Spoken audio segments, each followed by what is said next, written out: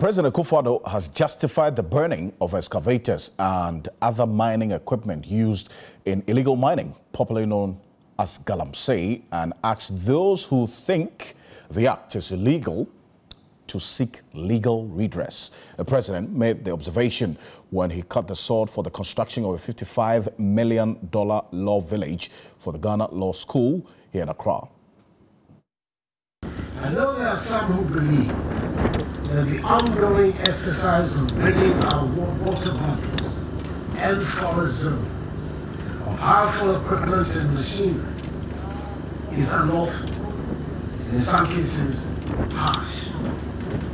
I strongly disagree, and I would advise those who take a contrary view to go to court to vindicate their position if they so wish.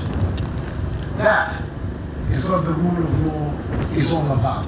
The use of fines in water bodies is illegal, as is the unlawful use of excavators in protected forest zones. The devastation caused by these equipment is nothing short of evil, and we should not compromise in our efforts to protect our environment, forest reserves, and water bodies. I say with all the emphasis at my command that no rights can accrue to or flow from the criminal venture of galamsey.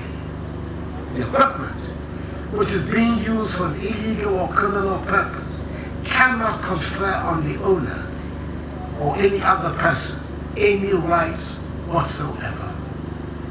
I appeal to all Ghanaians, including many in the opposition who are so doing, to rally behind government in its efforts to stamp out far-reaching illegality and criminality, rather than advocate for the protection of non-existent rights of persons caught in this evil activity.